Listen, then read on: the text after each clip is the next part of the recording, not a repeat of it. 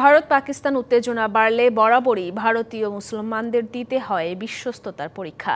কাশ্মীরের পেহেলগামে হামলার জেরে দুই দেশের মধ্যে চলা যুদ্ধ অস্ত্রবিরতির মধ্য দিয়ে থামলেও ভারত জুড়ে থামেনি মুসলিম বিদ্বেষ ও সহিংসতা।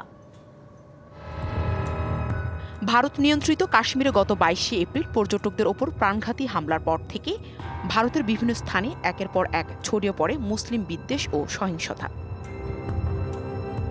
এই ঘটনার প্রায় 2 সপ্তাহের মধ্যে দিল্লি ভিত্তিক সংগঠন association for protection of civil rights দেশ জুড়ে 184টি মুসলিম বিদ্বেষী ঘটনার তথ্য নথিভুক্ত করেছে। এসব ঘটনায় শুধু প্রতিক্রিয়াশীলতা নয়, এতে স্পষ্ট হচ্ছে ভারতের রাজনৈতিক ও সামাজিক বাস্তবতায় মুসলমানদের প্রতি সন্দেহ ও বিদ্বেষকে কিভাবে মূলধারায় নিয়ে আসা হয়েছে তারও চিত্র।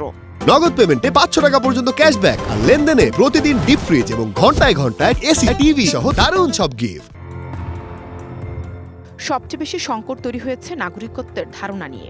আজকের ভারতে মুসলমানদের স্বীকৃত নাগরিক হতে হলে কেবল দেশকে ভালোবাসাই যথেষ্ট নয়, তাদের পাকিস্তানকে ঘৃণারও প্রমাণ দিতে হচ্ছে।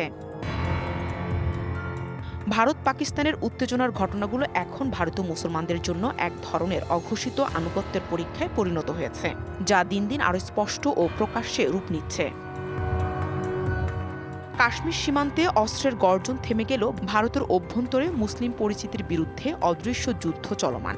কোনো অস্ত্র দিয়ে নয়, বরং সন্দেহ, অপমান, বৈষম্য হজম করে মৌনতার মাধ্যমে লড়ছে মুসলমানরা। দিতে হচ্ছে বিশ্বস্ততার পরীক্ষা।